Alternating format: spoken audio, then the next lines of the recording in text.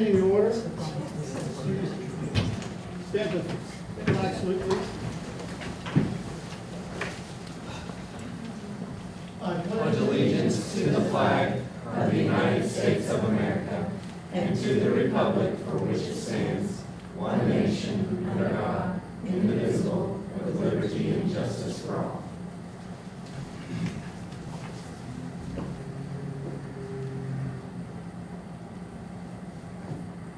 Heavenly Father, as we begin this new school year, we ask for your blessings on our students, staff, and community.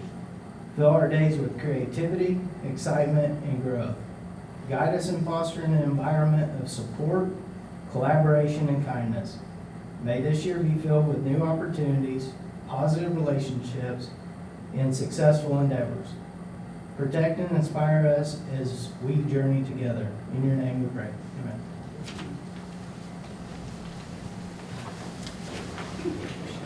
roll call. Don Newsom. Here. Robin Riley. Here. Anna Rowland. Judy Troop. I'm the president. Nancy Zimmerstein. Here.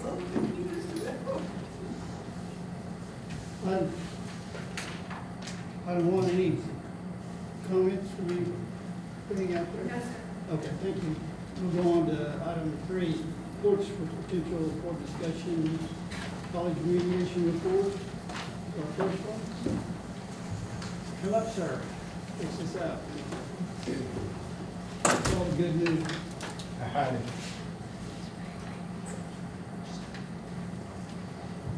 Ty, is this your first board report as building principal at the high school? First report, I discussed driver's ed. Oh, that's right. That's- That's right. Get those kids through, driver's ed. Yes, it was a success, so thank you all. I know a lot of the kids were really appreciative of it and spoke to one today.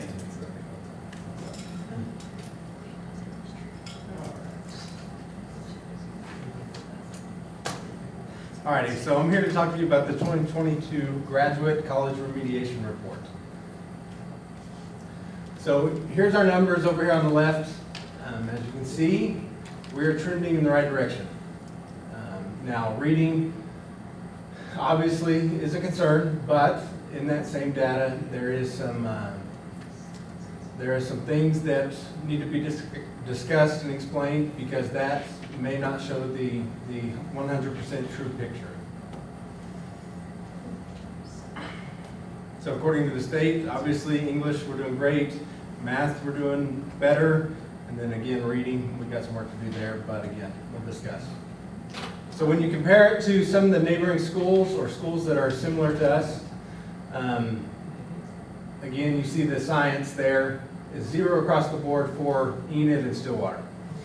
And part of that is probably due to NOC's NOC's college courses. If you have a 0 through 18 in science, they don't offer a remedial course. On the ACT, yes. Now, if you have a 0 to 18 in science, they put you in a reading course, which could inflate the reading score, the reading percentage. So just keep in mind that.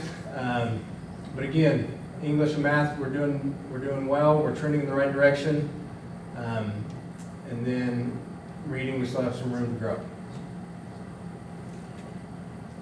Okay, again, K County, when you just look at K County, again, some of these students are going to feed into NOC, which don't offer remedial science courses, but they will put you in a remedial reading course if you fit in that 0 to 18 range on ACT for science. But we got some work to do, again. So this is based on 107 2022 graduates who were classified as first-time freshmen in a college or university. It does not include 2022 graduates who concurrently enrolled in college courses during high school. So again, once they graduate, then they get into college courses. That is what this data is going over. And in that, down there at the bottom, if they scored below 18, in reading or science on the ACT, the student was enrolled. Okay, we've already kind of talked about that, and there's no option for science remediation. So when you look at it, obviously we have some work to do in reading. Okay, that's one of the things we plan on doing is a refocus with the Reading Plus. We are looking at options to be able to focus on the students that are behind in reading multiple grade levels. One way that we are investigating on doing that is allowing students that are at grade level or above to not have to do the Reading Plus anymore, but more leisurely reading on their own, free time reading. When you look at the Reading Plus program, it is really focused and individualized for each of these kids. So it's going to allow the teachers more time to work with some of these kids that are multiple grade levels behind, to work with them and catch them up. Essential standard review. We're looking at that to really look at what is essential and what is not essential. Those are aligned to Oklahoma and ACT standards. PLC refinement. That is, we've been building the benchmarks, we've been working on the benchmarks, now we're digging into the data and having the data drive our instruction. So we're looking at that refinement, and then if you jump to the bottom bullets, it says RTI embedded into the school day. So that's intervention time embedded into the school day that we can really look at the kids that are behind and really work to catch them up. But before we can get there, we have to continue refining our PLC process. So we have IXL assessments and data collection. Again, that is to be able to pull data, have more data before we get to the ACT. Those are nationally norms, and that individualizes, again, ACT practice or interventions for them before they even get to the ACT. The review of rigor. We got to review our rigor with our benchmarks to make sure that we are teaching kids to the grade level or above, so we can make sure that we get them, because data shows and research shows that if you keep teaching them below grade level, they're going to stay below grade level. So we are going to review our rigor in our benchmark process and really dive into that and make sure that students are getting what they need to be getting. So that's it in a nutshell. You guys have any questions for me? I don't have any questions, but I would like to say thank you for the work that you and your team have been doing, and with those PLCs, those professional learning communities, and keeping that bar high Yes. for our kids. So appreciate it. Thank you. Thank you guys for your support. Thank you. Get the job done, Dad. Get there. Thank you all.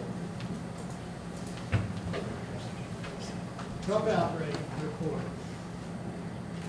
Yes, ma'am. How you doing? Good evening. How are you? I'm good. How are you guys? You're welcome. So I'm going to continue the theme with we have things to work on. How about that? But I'll end it the same way he did. He set a good tone on action plans. And I'll share those things. Pay no attention to the guy who kept over the monitors. I didn't touch anything. I think it's the heater. What? I said, you have the heater. I said, I think it's the heater. Watching it up there. No, it's not my kingdom. I don't know what you guys did with the screen. I pushed the on button, that's what I did. Judy did it. Go ahead and take a 20-minute break. Recess. Anyway, Should I cross my fingers and hold my breath? Heater down. That's all. Judy, you can look on my screen here. I'll pause. I'm watching on the screen. I'm in no rush. Go ahead, doctor. Okay. I am here to present to you the State Department of Education Certified Dropout Report.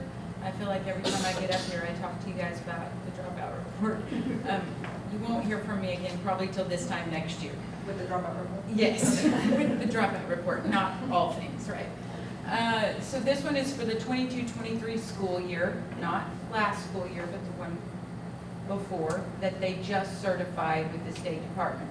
The dropout report are our 7th through 12th grade students. It is a requirement that the state reports this to the federal government as well. So this is meeting our state reporting requirements. What is measured? Well, we take, and I'll show you on this next slide, the numerator or the number of students designated dropout. And if you have any questions about that, I'll do my best to help. Then the denominator is the total number of students in the site as of October 1 enrollment, when we do a snapshot of our enrollment that day. And the numerator divided by the denominator gives us the percentage. I've given you guys last year, or the 21-22, sorry, not last year, and 22-23, just as a bigger picture. So for West Middle School, their only grade reported to the state and federal government is 7th grade. And we had 4 out of 361 at 1.11%. And then in 22-23, it was 5 of 376. East went from 2 to 4. So they went up, and the high school had 53 in 21-22 and 95 in 22-23 of 1,427 students. Are the dropouts at the end of the school year or any time during the school year? Anytime during. And But they're also in if you dropped out late in the year, you could be a 4 You, on say it East, again, Robin? on East Middle School. It's 1 per student. So are you asking if one student could be more than once?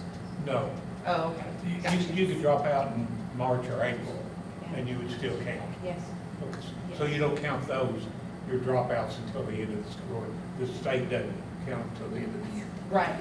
Gotcha. The year, certified the year after. Exactly right. And then the denominator is from October of that school year, earlier in the Yes, school year. October 1. Gotcha. Yes, yes, thank you. These just an even wider lens. This is the state dropout data for grades 9 through 12, because I would have liked to show you schools our size and comparable dropout rates, but those won't be available until November when the state report cards are publicized.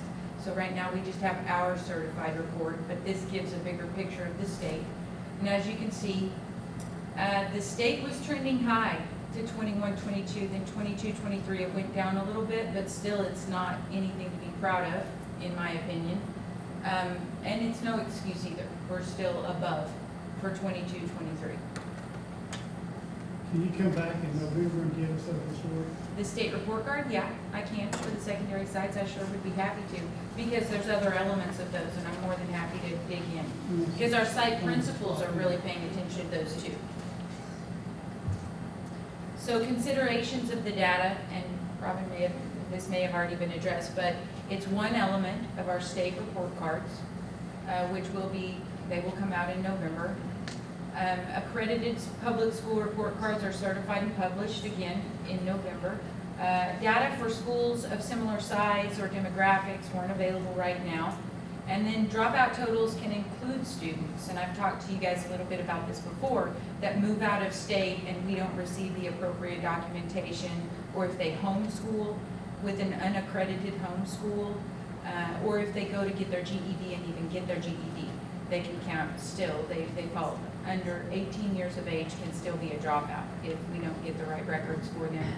I can tell you, I do an appeal process, and each site does an appeal process, and for this window, we submitted more than 77 appeals for those reasons. Out of the 90, out of the, what was the total? Wasn't it 90? 95. Yeah. So our actions, and this is where we're headed, and you are all aware of these actions, but these are the actions we're taking that I talk a lot about in committees and other times, that we're working toward reducing our dropout rate. Our partnerships with our local resources and nonprofit groups, we've developed a new partnership with Integris Health. There are growing partnerships with Grand Lake, our Ponca City Police Department, the Oklahoma Department of Human Services, and Goodwill. These are some partnerships that help with making sure our kids are okay to come to school and stay in school. West, East, and the high school are also developing teacher and staff teams to implement the OK Career Guide.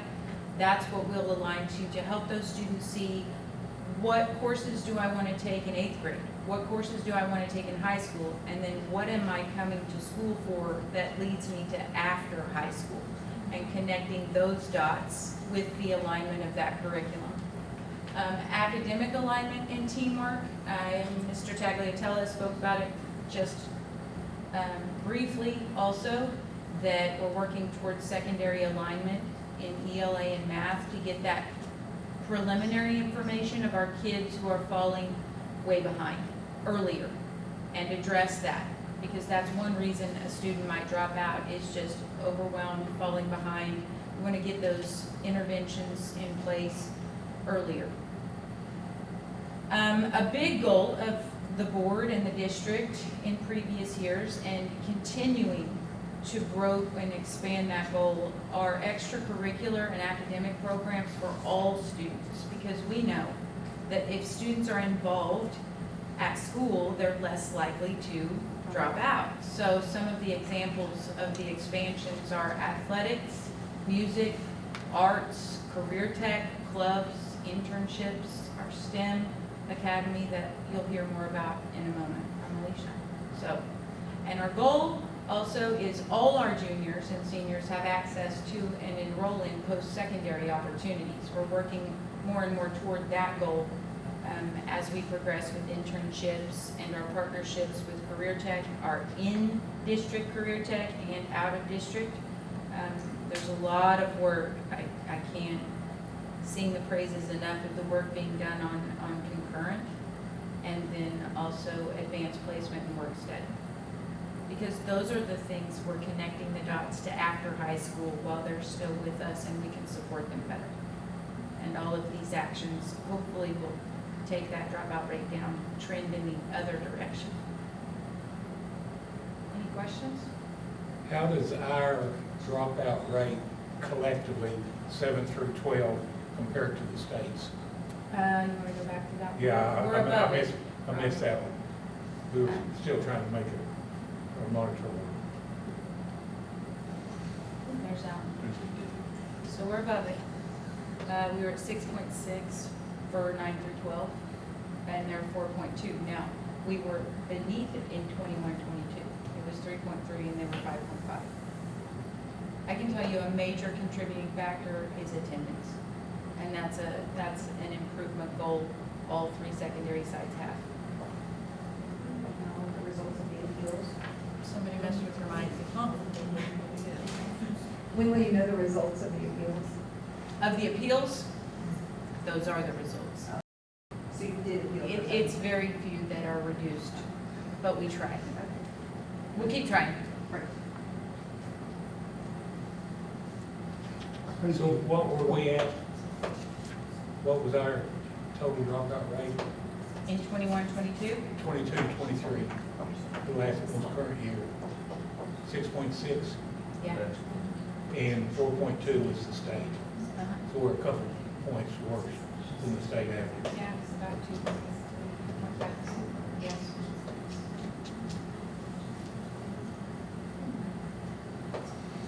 The 6.66, how does it compare to the previous year? Where do you have that?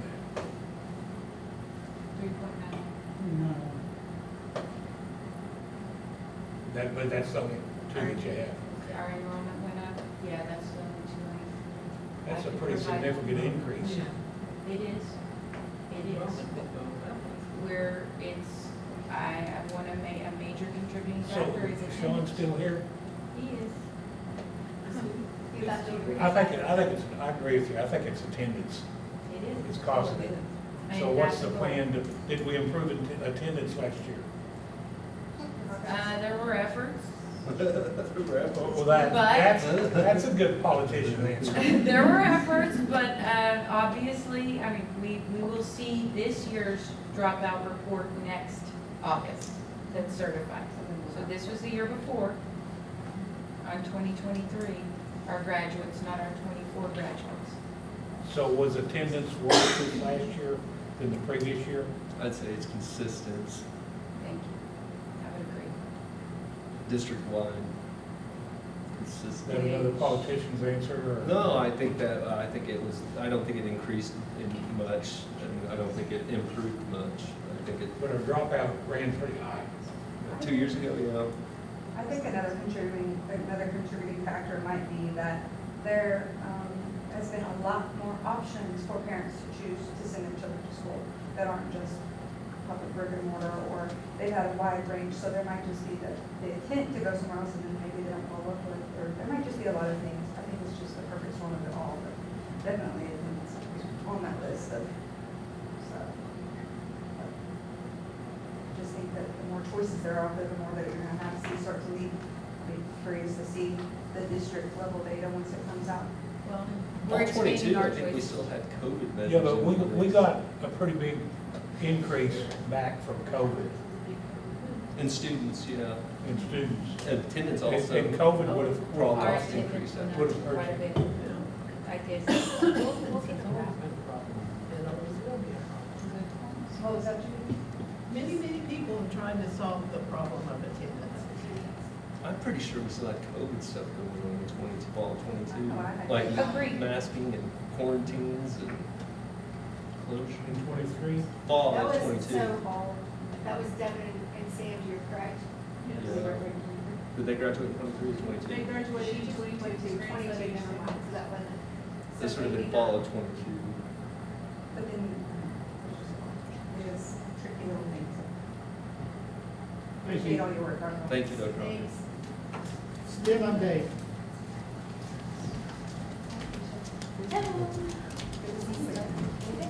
Bring us good news, Alicia. It is, this That was is great. good news.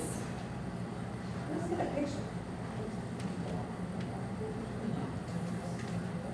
Okay, so I'm Alicia Smith. I'll kind of break down the slide here in the next slide, but I'm here to give you the P66 STEM Academy building update. So if you haven't been in there recently, we have a lot going on in there right now, which is a good thing. So kind of a quick introduction. Some of you know me. Some of you don't. I am Alicia Smith. I'm the STEM director. To give you some background, I have a bachelor's in zoology with a minor in wildlife ecology, master's in curriculum and instruction with a science focus.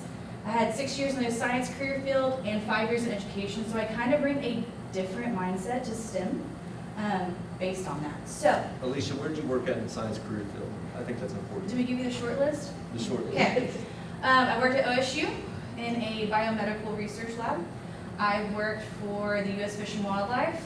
I've worked for the Oklahoma Department of Wildlife. I've worked for the Noble Research Foundation, then it changed to the Noble Research Institute. That's a short, concise version. So, okay. Pretty impressive. So what is STEM? You guys have probably heard this acronym. The quick version, it stands for science, technology, engineering, mathematics, but it's kind of shifting into a bigger mindset of more the hands-on, real-world applications and teaching methods. So kind of getting away from the standard, you sit there and you just lecture all day, and more into the hands-on applicable side. So how our STEM program, the highlights of what I'm talking about, our courses offered, training, what our course growth looks like, and our exciting makerspace. So these are our 2024-2025 course offerings. So we have about 300 students enrolled in the following STEM-driven courses. So these are going to be housed in our new STEM wing. We have physics, which is an upper level science. Integrated science is open to all grade levels. Esports, it's open to all grade levels. Aviation, right now we just have 1 through 3, and that starts at the freshman level and goes up to the junior level. And then computer science, which is all grade levels. Is that correct? I think that's correct. And then we have about 1,200 students. Keep in mind, this could be some duplicates. Multiple students could be taking these, or the same student could be taking them. STEM-affiliated courses. So we have Prism software, which I'll talk about here in a little bit, that have these offered through the software for students to utilize a more technological approach. How do the Different. 300 students break down for those classes? Is there one particular better than the numbers wise than the others? No, we're kind of even across the board. I think aviation, we have a little over 100. Computer science, I think we have about 100. Esports will be our smallest because it's more of a competitive league.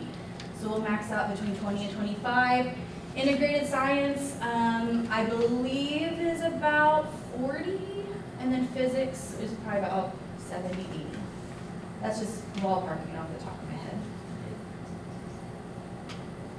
So this summer, our teachers were very, very busy. These are all of the activities that our faculty participated in to further the growth of the program and to solidify it. So the AOPA, you can fly, annual curriculum training, that's what our teachers have to go to.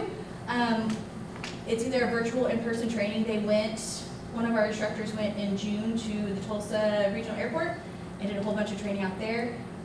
STEM Career Tech training, we're working on getting one of our instructors STEM Career Tech certified. He'll be the second in the district when he completes this. Most of our STEM teachers are science certified, so that opens up a bunch of accreditation options for us. Our esports coach went to a clinic that was super beneficial. We have a better understanding of how we need to proceed going forward this school year. And then in the beginning of July, we had a workforce and education summit, and we had several teachers attend that as well. So where we're looking at from the growth side of it, aviation, we have seen a pretty steady enrollment.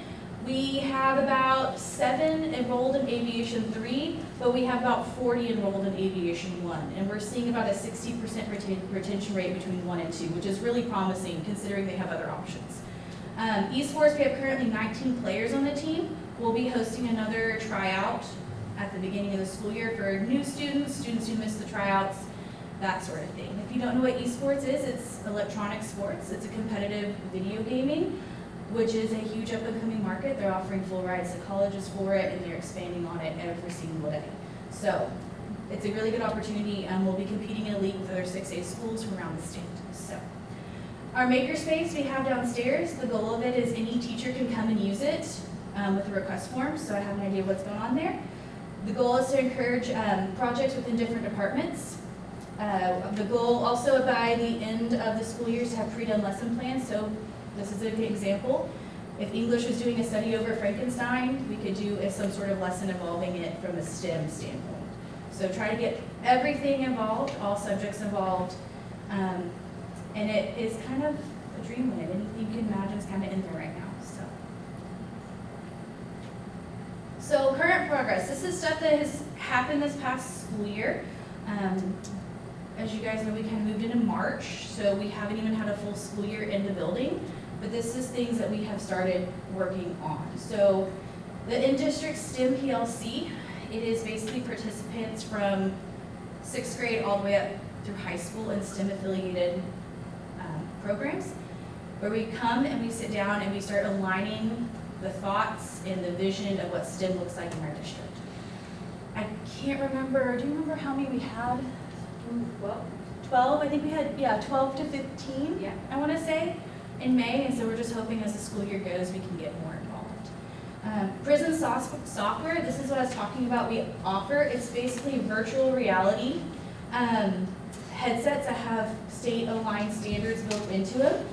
Currently, we have biology, algebra, and geometry offered, and I had my kids use them, and once they get over the initial, like, what are they doing, and just moving around and doing everything, they actually really enjoyed it. So we're hoping to implement that in these classrooms and kind of train our teachers on how to use it and benefit.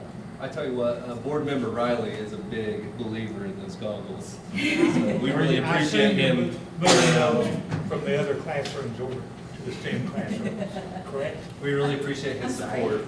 You're moving the goggles Yes, from the regular classrooms over to the STEM. that's correct. You're a But they, big believer in those Yeah, goggles, Rob. yeah. they can be checked out to any classes. They just will hang out with me over at the STEM building. So all the virtual reality goggles will be over at the STEM lab. That's correct. So some of these are stock photos just because they are in boxes and we're still unpacking and processing. But, so what we've done with P66, poor Erica knows what's been going on. Basically purchasing equipment and supplies. So we have bought 3 Glowforge printers. These are stock photos, but this is what the setup will look like in a different format. We have an air filtration unit that is built into it. So then that way, you can see on this one, it kind of comes off. That way, any gases or anything that comes off gets sucked in that air filter. We don't have to worry about that. We have 7 3D printers coming in. And they are also completely contained, so we don't have to worry about that. They do multiple colors. Everything is commercial grade, so our students are learning on actual products in the marketplace. The big one that is currently in our building is a safe stop, saw stop. So the process with it is I don't know how, but if it touches human flesh, it immediately stops and shuts down and drops down. So this is to help our students, prepare our students to be safer. Yes, they'll have to take a safety course, but we all know how some of our lovely children can be. So that is actually up and in the STEM lab right now. We have any sort of craft material you can imagine. We have 3D printer pins, we have power tools, we have the whole 9 yards over there right now. Like I said, it's kind of to build anything that a teacher could possibly dream of, we can support. So where we're also looking at down the road, yes, P66 graciously donated this money, but also how can we sustain? So 2 of them for aviation is the Oklahoma Aerospace and Aviation Education Award. I just went to the commission board last week to present for it. It's going to currently cover all of our consumables for aviation 1, 2, and 3. It's going to cover, I believe, 25 to 30%, if not more, I haven't broken down the numbers, of a new flight simulator for our students. It's also going to cover a desktop wind tunnel, so they'll be able to look at the physics of flight firsthand. The AOPA curriculum and program, that's our pilots program that our aviation 1 through 3 uses. So that is a free curriculum that we have offered. The goal is by the end of it, which we are exploring every detail of how to support our students in doing this, is to have a pilot's license, either manned or unmanned. And then also STEM Career Tech. With Career Tech, we have the option of entering for lottery grants and having additional funding through that group. So plans and progress. These are things that we're going forward with. Career path.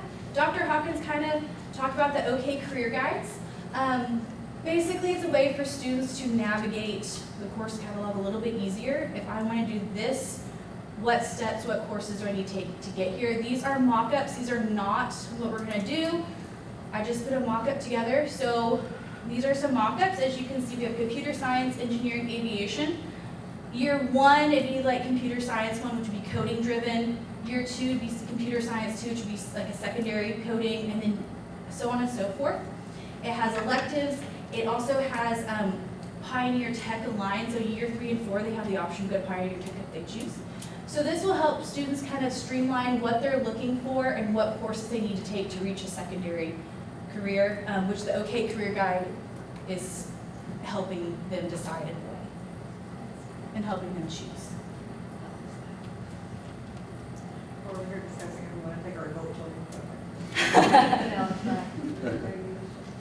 So some other things, Community Advisory Board, this is in the work. I met with PCDA, I met with in-district staff, and we are putting together a list for invitation to start a STEM Community Advisory Board. So kind of what from an industry need do you need from us to, like for students? What skills, what equipment, how can we help the community? That will be coming. We're looking at doing quarterly meetings, so that should be coming up pretty soon. Strengthening partnerships. We have great partnerships with the airport already. We're hoping to keep growing that in other local industry. We've had a lot of positive feedback with this program going forward. So hopefully we can keep building and strengthening ties. And we already have some interest from a company that just moved in that reached out to us. So. Did the airport manager help you with that? Or I've heard the airport manager's hard to work with.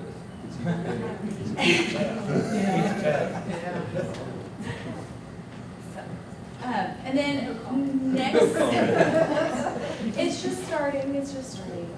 Next summer, the goal is to have summer camps and clinics, so STEM summer camps. Conversation that actually came up too is esports summer camps and clinics, so start getting our students interested young. Same with the STEM camps, start getting them interested young going forward. So, any questions? I threw a lot at you really quick, I'm sorry about that. super excited. Well, the biggest thing is for our help at the airport, especially when they get up there enough where they start doing the flight simulators. We've got a lot of flight simulators. Yeah, you guys do. Especially the small ones, to get them going and get them feeling. The little kids are already 6th grader, 7th grade, they come to the program to go. And then we've got full-blown, real official, I can log time on it.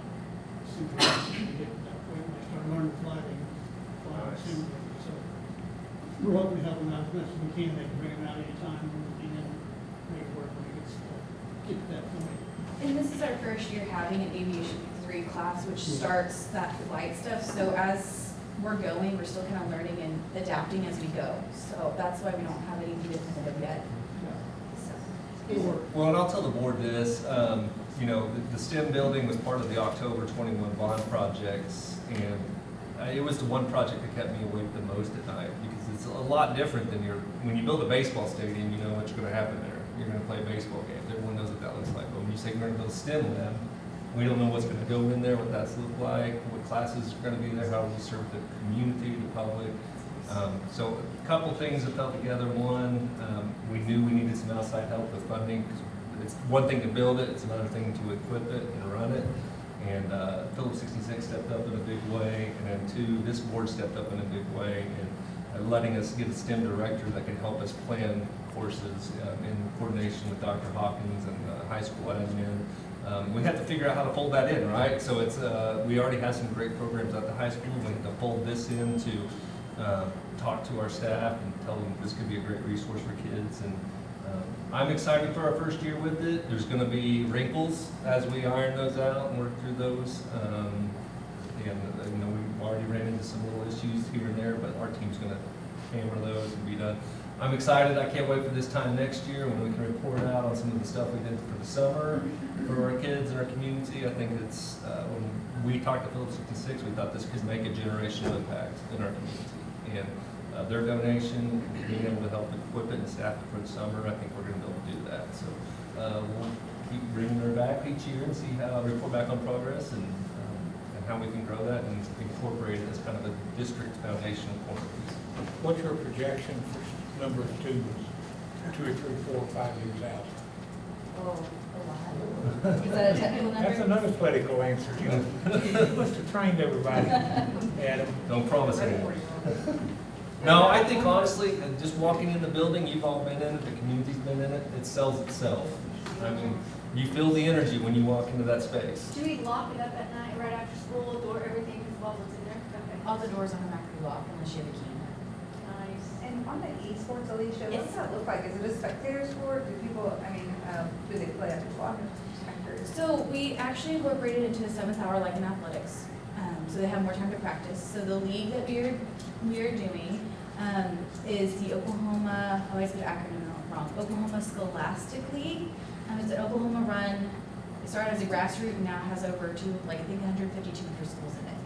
So what will happen is they have a set day, the coaches communicate, they have a set day the students come in, whether it's during a school day, 7th hour, or a Saturday, and they compete. They actually have to record and broadcast every practice and match they have for basically keeping things correct. So if anybody says, well, that didn't happen, they have actual actual documentation. Replays. Replays, So we're working actually with our internship program to bring in a Wildcat Media intern to help run our streaming services with that. We're setting up a Twitch and a YouTube also with it. So basically ways to stream it and get it out there.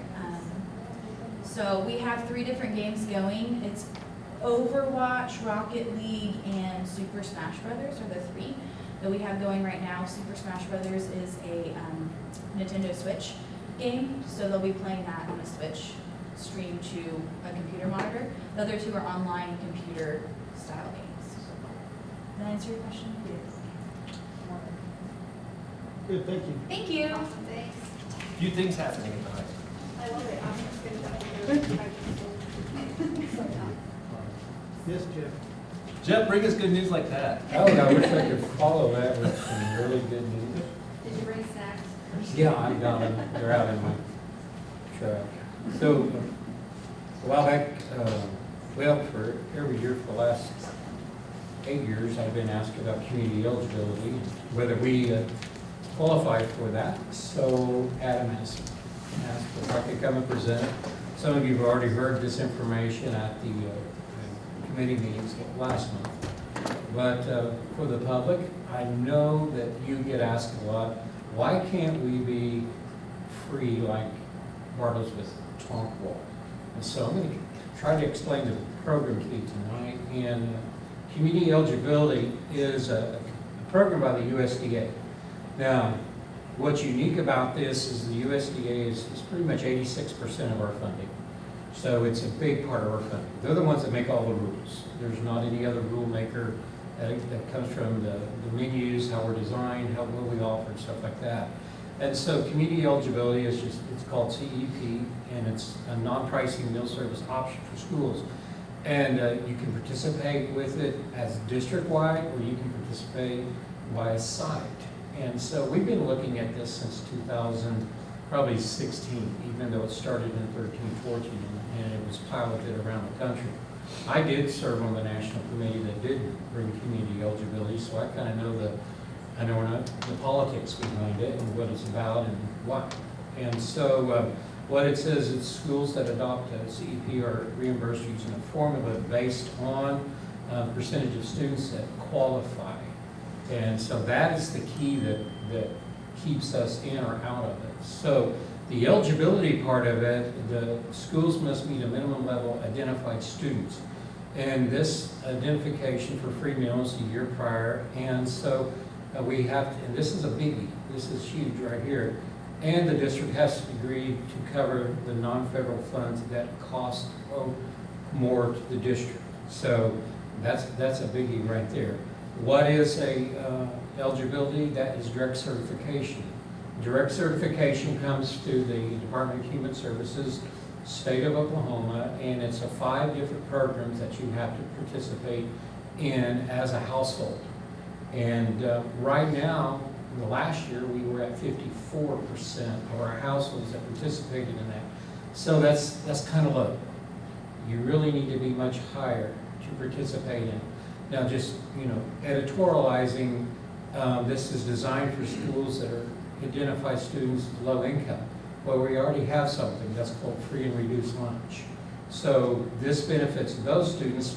What they do forget is those kind of districts like ours that are in that medium type where we do need to help. We don't have enough of the low income students to make a difference. So just in detail, the identified students are those that qualify direct certification. We get that certification automatically through the WAVE and other areas, and it comes into our system automatically. Now, I will say when we do get it, we do verify it. We make sure that it's correct, we make sure that there's not duplicates, we make sure that they're still in our district, and that does take a little bit of time to do that. This past year, they added the Medicaid.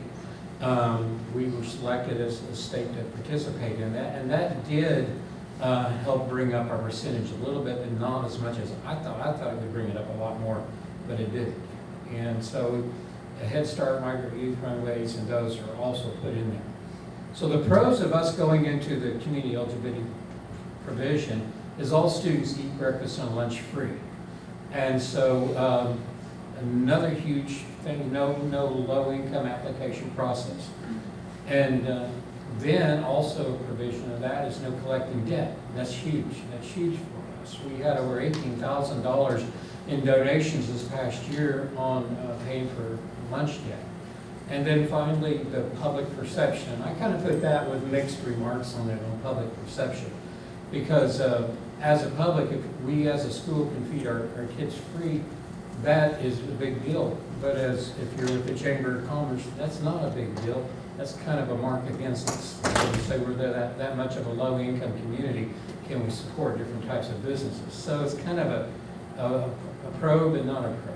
Now let's look at the cons. The meal reimbursement rate is much lower. And the key part of that is the percentage of where we fall on the reimbursement rate is based on our percentage of direct certification. So that's around 54%. If you have a higher direct certification, it's around 85, 90%, then your reimbursement is higher per meal.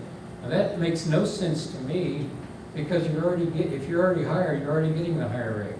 So what this tells me is they're trying to get more people on it that either need to increase their participation by adding people who wouldn't normally eat that can afford to eat, or it's bringing down the amount of money that the USDA provides in that. We are under the USDA Farm Bill It's an $18 billion bill every year to feed every student in the country free. So one of the other things that takes us that's a con is our low-income data will need to be calculated by somebody else besides us. We're not allowed to. And I went to a meeting last week and they were talking to CDP schools and they said, you do not do application processing for your district. You do not. And so I'm saying, who does? It's not us. Only Jennifer. Yeah, that Jennifer could figure it out. Or finance, they ought to be able to do it. So, but as you know, low-income data, the graded weights for the students is pretty high for low income. It's almost 2 points. So that would be, someone would have to figure that out. And then the final one of the cons on it, the district must subsidize the shortfall. So whatever we're getting on the federal level, and our costs come higher than that, then the district will have to do that. And they're saying it cannot be an in-kind money. It must be transferred over to child nutrition. Because districts, as I know too well, can do a lot in in-kind and call it good. So why can't we do this? And so every year there's a spreadsheet that looks like this, and it's online, and we feed our data into it. We take the data for April, put that into the spreadsheet, and it tells us what we need to know. And I don't expect you to see that up there, but that is a spreadsheet. So it's not something that I'm manufacturing, it's not something that I'm doing. All I'm doing is putting raw data in there of our participation. We average close to 92,000 meals a month, almost 1 million meals a year in our program. So the slightest little bit is going to take difference. And so for the free reimbursements, $4.27 per meal, their calculation for us per meal is $3 and let's see, it was $3.26. So it's almost $1 less that we would get, and we're up there around 75–80% participation in the district. We're already feeding those, and we're already getting a higher rate. So we wouldn't get, so in terms of where we want to be, our total funding looks around 3.4 million. And so if I just took as is the way we go, we would have to, the district would have to subsidize it by $356,000 a year. And I don't think we're in that where we could do that right now. We may have been in the past, but we can't now. And so that's a big hit for our program, and we couldn't sustain that. What they don't consider when people like Bartlesville, Tonopah, maybe some other schools in the area, is when you go through the formulation, you get it, and you think, okay, great, we're going to get $3, I said 26, but 76. We're going to get $3.76 for every meal, including free full price and reduced. What they don't consider, and I've talked to a couple schools that were deciding this, and they said, oh, I never considered that, is the full price of what we get from full and reduced meals. So we get 40 cents from the reduced meals, and then we get whatever we're charging, which would be $3 or $3.25. Then it comes up to $380,000 a year that we would not get anymore. And so we failed to look at that in a lot of districts, and I talked to a district that had already signed up and decided to do that, and they said, oh, we didn't even consider that. I'm like, yeah, it's not in the form. It was 2 years ago, they took it out. It's not in there. So it doesn't say your loss from cash sales, or what they would call it, or full price meals. That's where we really get hurt. And so, like I said, 13% of our business is cash sales. And that's not accounting adult meals, it's just counting regular. So looking at it, it's pretty tough right now. Now we look at Bartlesville, we look at Tonopah, their contract, what they pay their contractor. This may be a better deal for them at the end of the month, but it isn't for us. And so I've talked to, I know Stillwater is doing two of their elementary schools, and they're low-income schools. And I did ask her the other day why, and she said, well, it's just more of a PR thing. So if you can, and again, we go back to direct certification. We get that higher, but we don't have any control over that. So, the questions I get as, looking at numbers is, why are we at 54% on direct serve, but we're at 72% of low income. Something weird's going on there, but I don't know what it is. And so the only thing I can come with is people aren't being honest on their applications that they fill out. They're not putting the real income in there. Because otherwise they would qualify. You only have to qualify for one of those programs. You don't have to qualify for all of them. You don't have to. So that's kind of the reason why. And I know it's not the best thing to tell the public. Every year, for 8 years, I've done the calculation. And this is the lowest it's been. Last year it was only 600,000. So it's been lower and lower, but until direct certification comes up, we're pretty much already serving these students and getting more. And we're not funded any by the district other than in-kind expense. So we live or die by the chicken strip. And so we want to live a lot longer. So any questions anybody has? Most of you have heard this. And you won't accept $350,000 in compliments? No, In I would. Maybe my last year I will. Okay. And I'll just go out in a blaze of glory. All you gotta do is go get 356,000 donation and Every year. we can do it. We'll do it. And then the thing is, it changes the next year. Yeah. And my biggest concern in all the years working with the USDA, that we'll do this now, And it'll change. and they'll change it, and then yank it, then we gotta go back to the public. It's kind of like the way we do our bond issues and say, now, we gave the money back, now we want to take it. So, it's kind of fishy. I don't trust it. We can do one side, like we could do Lincoln in Garfield probably. Well, we do more than that. But they have siblings in other schools, and it's just too big of a mess. And we're already feeding them. We're already getting the reimbursement. So, why take less? Sounds Well, greedy. I think a lot of your smaller schools are getting a big donation. For instance, the wind farm is paying for Shiders. Right. I mean, Enel, or how you pronounce it. And maybe some of the tribes are Yeah. paying for a little bit smaller. That would be great. That would be nice. But I don't know if it's sustainable. We can do it every year. But didn't I read where Tulsa is paying for it now? Tulsa Public Schools, TPS is paying for it. I think that did come out in the last Their week. drug certification is probably very high for Tulsa proper, for Yeah. that area. Yeah, that's And true. that's probably really, really high where they can get up that much. But I, honestly, if we could do it, I'd love to. I'd love to. I'd be a huge fan.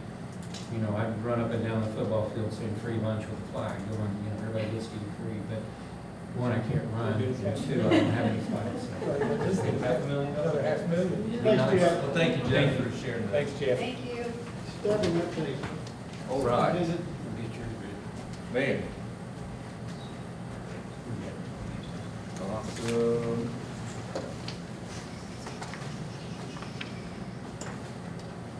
I appreciate the reports. It's a lot of stuff happening across our district. I think a lot of good stuff.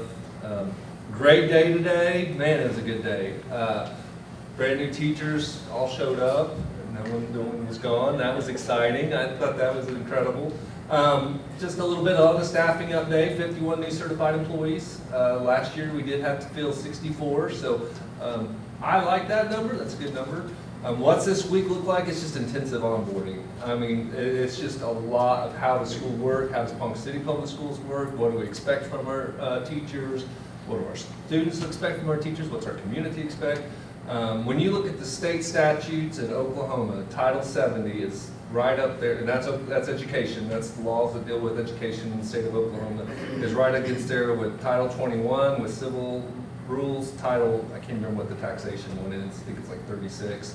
But education is neck and neck with as many laws and regulations and mandates that are in Title 70 that we have to get the teachers and hopefully get to them in the next 3 days before they get turned loose to PD and into their sites for a week from Wednesday so we can rock and roll. So Jennifer's been leading that. Tomorrow we get TLE instruction from Dr. Hawkins, and then they get some on-site orientation with their building principals, and in between there we feed them lunch and feed them caffeine and sugar and tell them that we're excited for them to be here and be in our community. So Our community's done a great job of welcoming individuals in, and I think it's important. 27 of these hires are coming from Ponca City, 19 of them are from and outside of Ponca City zip code in Oklahoma, and 5 from out of state this year. So I'm excited about that. Some of the towns, I always get asked this question, and these are some of the towns nearby that they got. Anyone know where Bison is? I had to look this one up on the map. It's over between Kingfisher and Hennessy, little town there, so western Oklahoma. But then we also pulled from Woodward and Stillwater, and then our 5 from out of state, Decatur, Arkansas, 1 from Ark City, and 3 from Winfield, Kansas. So our neighbors from the north lending us some quality applicants to fill our ranks. So excited about those new individuals coming into our district. Some of the challenges I've talked to amongst our groups and our principals, last year we focused on what our district culture and climate was. This year I've talked to you all and our principals about going back to the basics. And if you've read my superintendent memos the last few weeks, it's being real intentional about getting our new teachers plugged into their school and into the community. It's just like kids coming to their first day of school. It's important to get them engaged and hooked up with co-workers and co-teachers and find their family inside the building and then build a sense of community inside and outside. So we've challenged our principals to get them good mentors, be intentional with their times, drop-ins, checking in on them. Don't assume that they know where everything is on the first day of school. Just a lot of stuff you just take for granted as you move on. Again, this is the 3rd month in a row, and I hope this is the last month I have to come to this board and talk to you about the House Bill 3958, the Student Communications Bill. As a district, there's a couple more software platforms that came to my attention as superintendent that I feel like the board should take action on to approve as a district communication platform. That would be Edgenuity. That is an online program that we use mostly for our online classes, but we do have some embedded in the high school.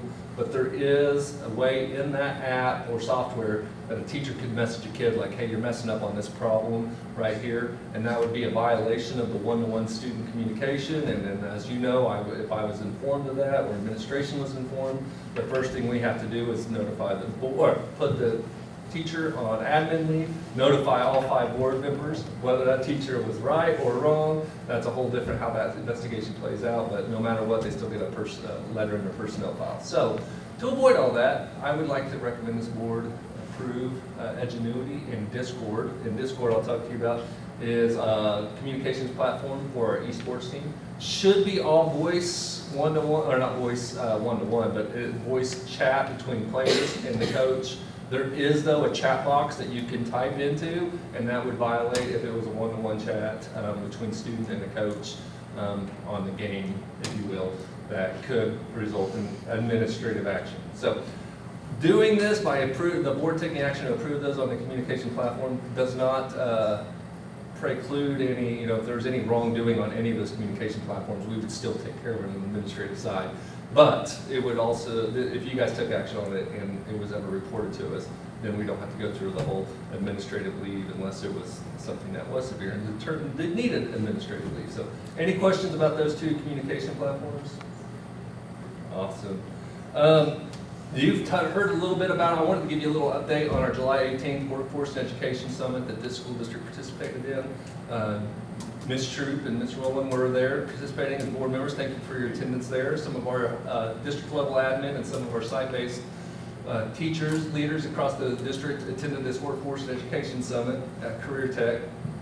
I think this was the first time in my memory that we've had NOC, the UC, Ponca City Public Schools, Pioneer Tech, the Chamber, Economic Development, businesses, industry. We even had some Stillwater, Meridian came up, and a few Stillwater businesses came up. But really it was to get us all in a room to start talking about this generation of kids and how are we serving them and what we're doing. He really talks about this generation. He defined them as 8 to 25-year-old. You guys have heard it as board members, as parents.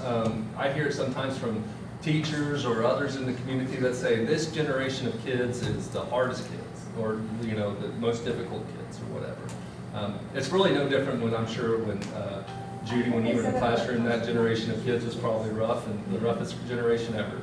But he really challenged us to rethink that and how we're connecting with those kids. am I something? Oh, that's my microphone. So I really liked how he talked about filling vessels, kindling flames. What are we doing there? He challenged us to think that we should be doing both. That we need to not only impart them with knowledge, but we have a really responsibility as educators to tap into whatever their internal passions are. And he challenged us in the group to not be mindful, or to be mindful of, are we just pushing them to be in college, or are we thinking about a broader picture? That, is college for everybody, or should they have opportunities for career tech, or military, or industry training, or apprenticeships, or internships? So it was helpful to have all of us in the room to start listening to this thought provoker as he kind of challenged us to think.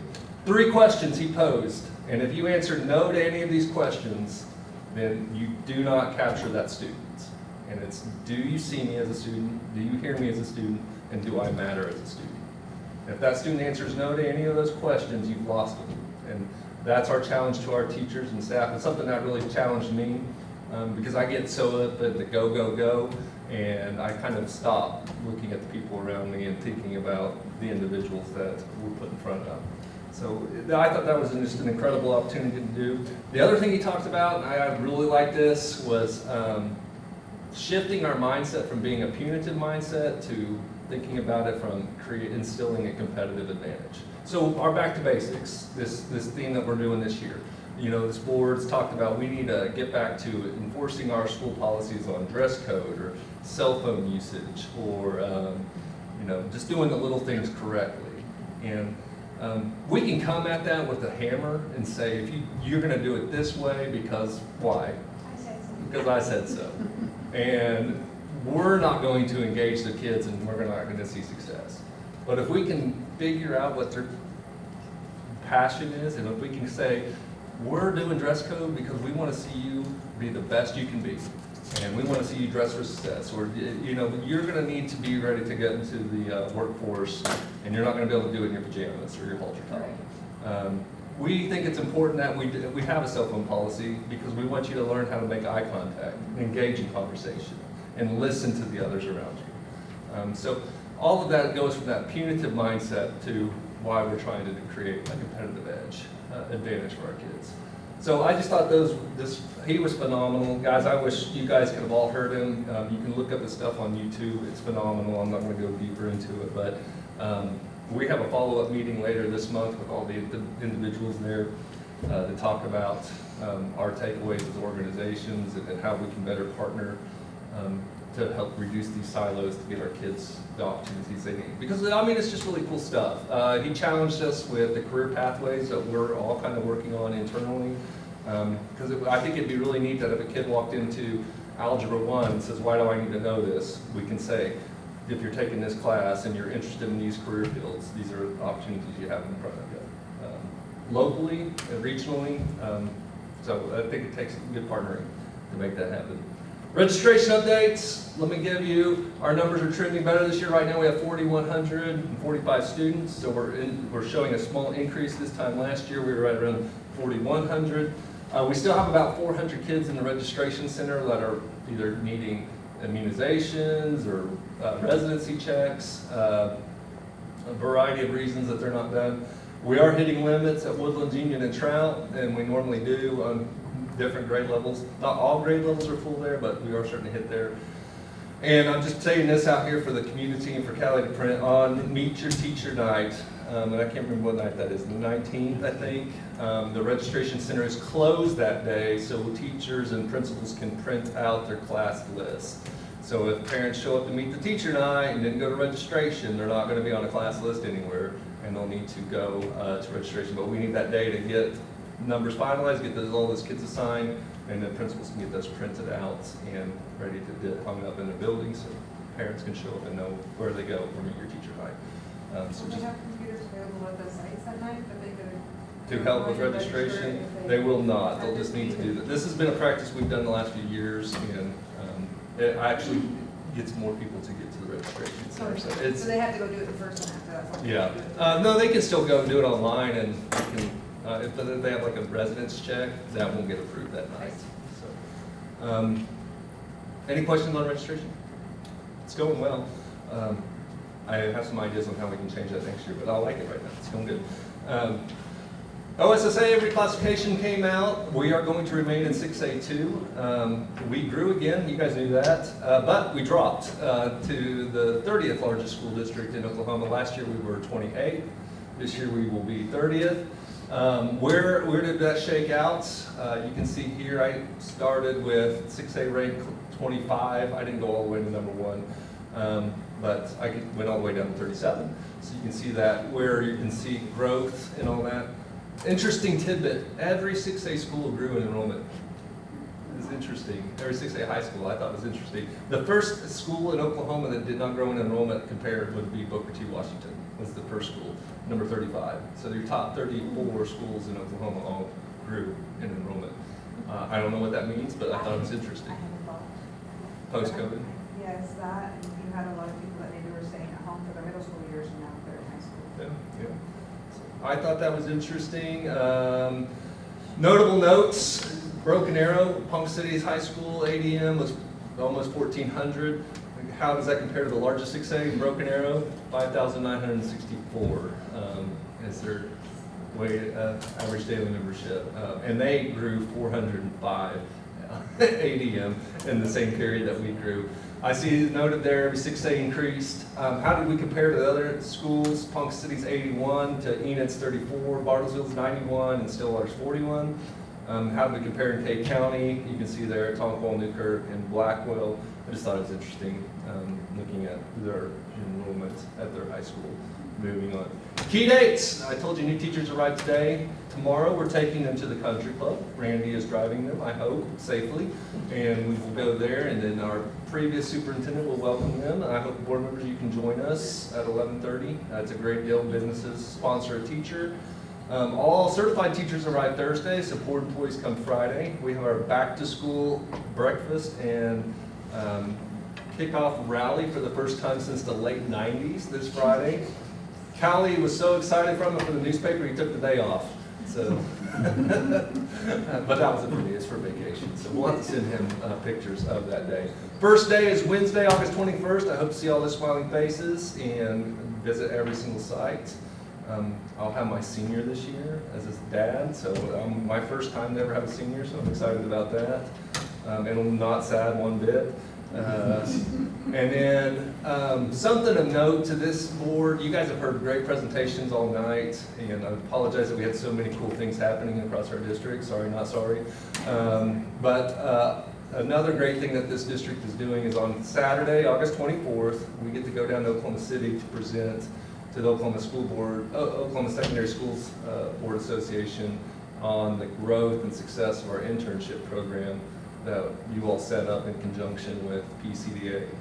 This is a continuation of a presentation that happened earlier this summer with all the school administrators in Oklahoma. Now it was so well received, the State Department of Ed, believe it or not, and OSSBA invited us to come talk and present on our internship program this month, and I hope that you all can join us. That's talking at 11:15 right before lunch, so we have a challenge there to keep them engaged in there.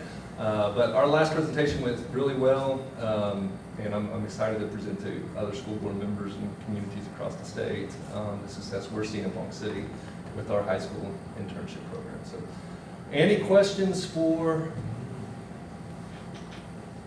We're doing some things, y'all. It's good stuff. One of the things that Mark Kerner had said at that workforce education summit, where he's talking about, a lot of us have had that mindset that we're trying to prepare students to be college and career ready, and we're just kind of dropping at college and just making us career ready, because that's what we're all trying to strive for, and I like that too. And I also thought that Jordan did a really good job leading her little section of that. Yeah, we had a number of PCPS employees involved in that deal, and Jordan did great. And this is funny for this board. They had the newest generation workforce come up and do a panel where you just ask them, the Gen Z generation, and I think they're 22 to 26 years old, maybe was the oldest one on the panel, maybe 25. And they asked him about what was your first realization or recognition that you're an adult now? And this young lady who works she's a college educated degree, she goes, I realized a 40-hour work week is a scam. And she said, I cried myself every night having to go. To have to work 8 hours. And then she said, I don't get summer break and I don't get fall break. And so it kind of got us a few chuckles in the group. Yeah, they would really give a good perspective on how to think, and I can tell that your team is listening to, I mean, we're already doing a lot of the stuff that we've heard about, that they're doing. Yeah. No. All right, thank you. Thank you, sir. Next item will be item 5, consider and take action to approve the amended district's approved communications background list. Got a motion? I'll make a motion for number 5. Thank you, Judy. Do you have a second? I'll second that. Second, Fran. Any other discussion? Roll call. Anna Roland. Robin Riley. Aye. Don Newsom. Aye. Nancy Zimmershed. Judy Truitt. Aye.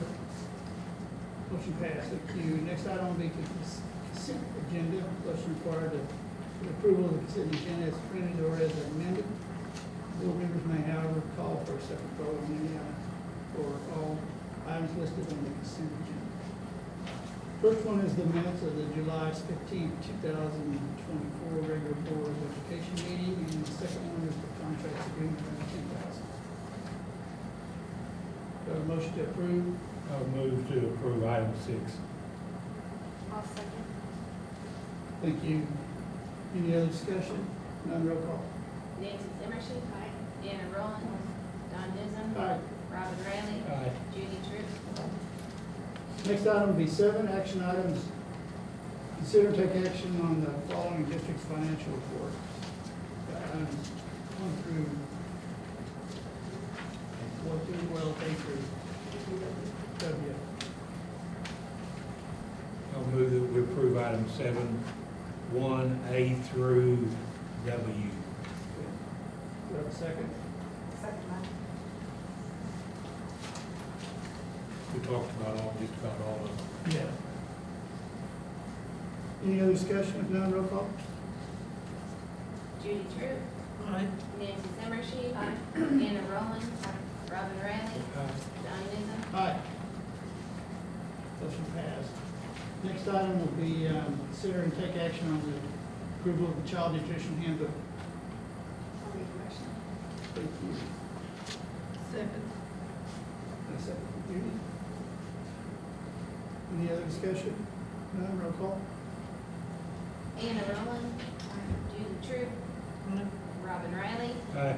Don Newsom. Aye. Nancy Zimmershed. Motion passed. Next item will be 3, consider and take action on the school site deregulation application of the library media services for Garfield, Liberty, Roosevelt, Trout, Union, and Williams Elementary School. Do we have a motion to approve? I'll make a motion to approve. Thank you, Judy. I'll second. This is the standard one that we have to approve every year.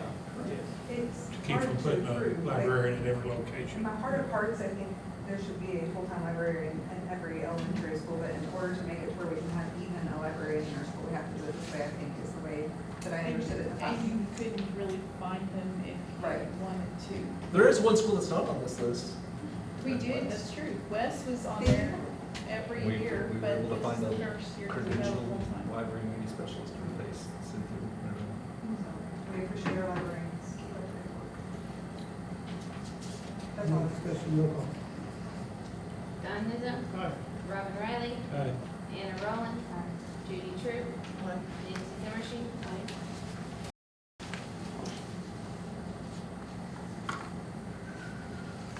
And 3 we've got. We approved all those. I'm sorry. I looked at that. Mine were blank. Already gone blank. Item 4, consider and take action on hiring the following individuals as adjunct teachers as specified in the area there. I have a motion to approve these folks. Motion to approve item 4. Thank you, Nancy. Do I have a second? I'll second. Second by Nancy. Any other discussion? Roll call. Judy Truitt, Aye. Robin Riley, Aye. Anna Roland, Nancy Zimmershed, Don Newsom, Aye. Motion passed. Okay, we're gonna do item 5, consider and take action on the approving a quote proposal from Stohan Wells Group for the district's HVAC maintenance. Talked about that in the committees, like a motion to approve. Motion good, so I'll make a motion. Thank you, Doug. Second? I'll second that. Thank you. This is an up to 59, 850, isn't it? Yes. Any other discussion? Roll call. Judy Truitt, Aye. Don Newsom, Aye. Robin Riley, Aye. Nancy Zimmershed, Anna Roland, Motion passed. Thank you. Next item will be 6, consider and take action on change order number 1 from Kyler Construction Group for the Fine Arts HVAC project. This should be in the agreement. I'll Yeah, move to approve it because it's Do you my want to approve favorite this one. Finally, do you want to approve Getting this one? $89,000 back, I'll make a motion to approve it. Yeah. you're probably gonna second. I'll second it. Oh, did you second it already? No, you go ahead. All right, Nancy, sorry. Roll call. Don Newsom, Aye. Judy Truitt, Robin Riley, Aye. Anna Roland, Nancy Zimmershed, Motion passed. Thank you. Next item is to be consider and take action on the following contract agreements. A is estimate of American Roofing for roof repairs at West Middle School. B is a quote from Galaxy Business Equipment Incorporated for furniture for the high school. And C is amendment from Johnson Controls to replace the fire alarm voice panel at East Middle School. D is the amendment or agreement with Kildare Public Schools to provide services. E is the contract with Oklahoma Career Tech for the 24-25 school year. And F, agreement with PACS program for academic excellence for a foreign exchange student to attend Ponca City High School for the 24-25 school year. We have a motion to approve all A through F. I'll motion. Thank you, Nancy. Do I have a second? Second. Any other discussion? Roll call. Judy Truitt, Robin Riley, Aye. Anna Roland, Nancy Zimmershed, Don Newsom, Aye. Motion passed. Thank you. Next item will be motion to vote at meeting in executive session for the following purposes: to discuss possible termination, reassignment, resignation, employment of personnel, and attached detailed personnel report, to discuss negotiations, to discuss the purchase of appraisal of real property. I'll make a motion. Thank you. Do I have a second? All in favor, or, roll call. Nancy Zimmershed, Aye. Judy Truitt, Aye. Anna Roland, Don Newsom, Aye. Robin Riley, Aye. In executive session. Thank you. Let's return to open session. Minutes of the executive session were kept by the board minutes clerk and will remain confidential. Number 11 is consider and take action on the recommendation of termination, reassignment, resignation, employment of personnel per the attached detailed report. I'd like to make a motion with, I guess, would it be an amendment, Don? How was that? Yeah. The amendment of approving the non-contract athletic extra duty assignment with the exception of students and approve all the rest. Okay. Do I have a second on that? I'll second. Any other discussion? None? Roll call. Nancy Zimmershed, Yes. Judy Truitt, Aye. Robin Riley, Aye. Anna Roland, Don Newsom, Aye. 12, we need to do that one. I would appreciate it, please. Yeah. Consider and take action on the negotiated agreement with the Ponca City Public Schools Association of Classroom Teachers, ACT, for the 24-25 school year pending ratification by ACT. I will make a motion. Thank you, Nancy. Do we have a second? I'll second. Any second? Roll call. Nancy Zimmershed, Don Newsom, Aye. Robin Riley, Aye. Anna Roland, Judy Truitt, Aye. Motion passed. Do we have any new business? No, Nothing sir. new? How about adjournment? Make a motion to adjourn. Do you have a second? I second it. All in favor, aye. Aye. We're adjourned.